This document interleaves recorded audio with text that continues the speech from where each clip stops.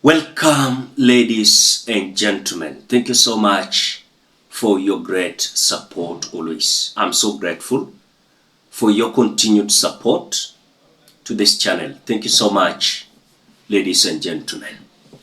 Now, PLO Lumumba is now coming out bold enough to explain for us the problem tumekuwa nayo tangu the enzi of Moi all the way to now the regime of William Samoei Ruto. The one factor of our problem, according to PLO Lumumba, is that Raila Odinga has been a man, yani ako na ubinafsi yake ye mwenyewe.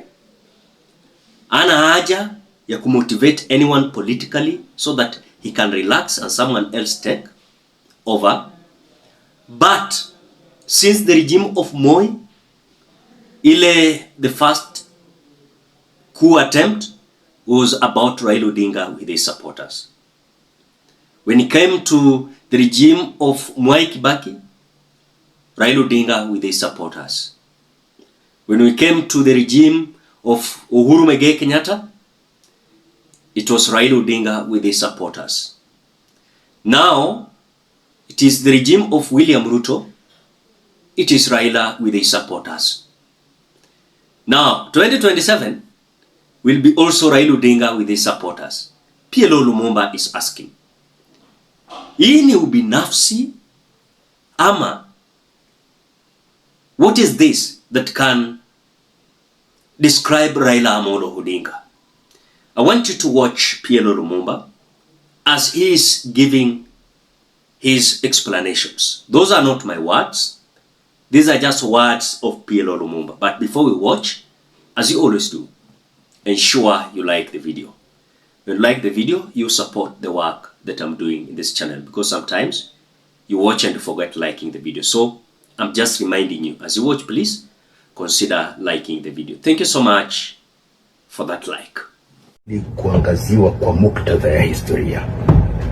Huyu Raila ndio mbabaishaji mkuu katika taifa hili. Ukiangalia historia yake, wakati wote ambapo kuna kusuasua kwa taifa letu, utampata Raila yuko pale. Na utaniruhusu nikupe muktadha wa kihistoria ili tuelewe. Alipohudumu Rais Moi, ni nani ambaye aliwanoa wafuasi wake kuja barabarani na kuvuruga taifa letu? Raila. Akafanya ubia, akateuliwa waziri. Wakawi. Kila anapoleta vurugu anateuliwa katika nyadhifa fulani, akateuliwa waziri. Baada ya hapo akaja Rais Kibaki, wakafanya ubia, akashindwa uchaguzi. Aliposhindwa uchaguzi akaleta vurugu. Baada ya hapo akawa na uwiano, akateuliwa waziri mkuu, akahudumu. Baada ya hapo akashiriki uchaguzi, akashindwa tena na Rais Uhuru. Kwanza kwa Kibaki alijiapisha. Baada ya hapo kwa Uhuru akasema ya kwamba hamtambui Uhuru.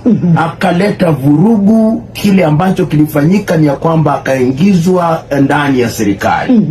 Baada ya Uhuru kung'atuka kwa mujibu wa sheria, basi pia akasema simtambui Ruto. Akatangaza ya kwamba atawanoa wafuasi wake waende katika ikulu na katika taasisi mbalimbali za serikali. Akaletwa mshauri yule akaja akaambiwa ya kwamba sasa wewe tutakuhamisha kwenda kuwa mwenyekiti wa Umoja wa Afrika. Akatembea katika mataifa mengi, akashindwa. Aliposhindwa akarejea hapa. Sasa anasema ya kwamba kuna utengamano katika taifa hili. Lazima tumwangazie huyu mtu. Ni mtu ambaye anaipenda taifa au ni mtu mbinafsi? Na kwa mtazamo wangu hakuna mtu mbinafsi, na nimekuwa katika taifa hili. Hakuna mtu mbinafsi kama ndugu Odinga. Na yote yale ambayo anafanya kwa maslahi yake. Alivyosema ndugu yangu Barak Muluka daktari, I think you have listened to PLO Lumumba. But I have a question. Does it mean that our political problem relies with one man called Raila Odinga? I know this is a story that some individuals they usually don't want. They will come at the comment section, they will say, oh, Raila Odinga has fought for this country. But I've always answered some individuals. Was he alone? There are some individuals who were killed in the process of fighting for this country. In other words, he was not alone. We respect him for the fought ahead to ensure that we are going to have freedom of speech, opinion, and the freedom that we are enjoying today.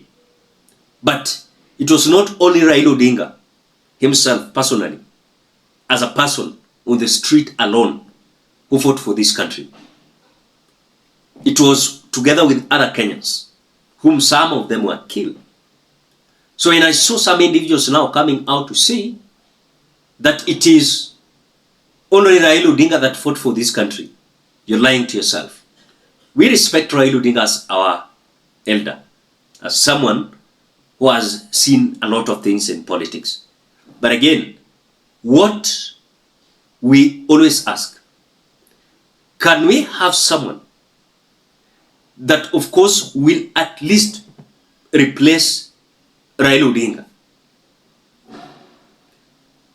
Which for us, according to myself, I might not give you an answer.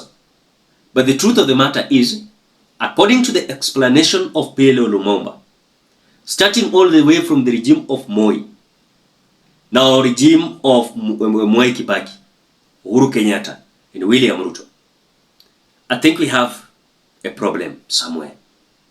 If it is about Raila Odinga, does it mean that if he's going to leave the political stage, then we are going to be peaceful as a country?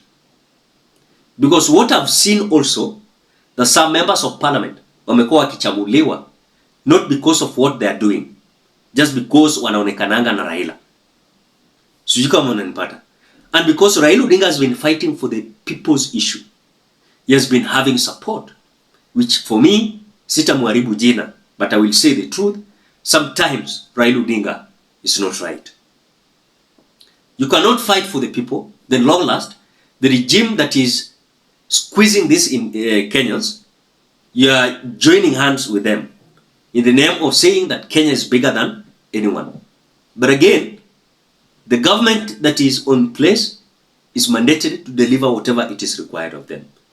So when I was listening to PLO Lumumba, I realized that the one factor that if we are going to remove, we are likely to have peace after election, according to PLO Lumumba, is Raila Amolo Odinga. Does it mean that if Raila Odinga is not going to be on the ballot for the first time 2027, does it mean that now we are going to have a peaceful election? Mwenye atashindwa atakubali, mwenye atashinda maneno itakuwa sawa, na tutakuwa na good transition. I'm not saying that we have not been having good transition, but we have been having good transition. But for me, kama Agwamba atakuwa kwa ballot paper, I'm asking, is there a possibility of us having a peaceful country immediately after election? Because for those individuals who will vie, is there a possibility of them saying our votes imeibwa na tunaorganize maandamano na lazima tutangazwe washindi? What do you think? As per what PLO Lumumba has explained, and what next for this country? Because it is politics after politics.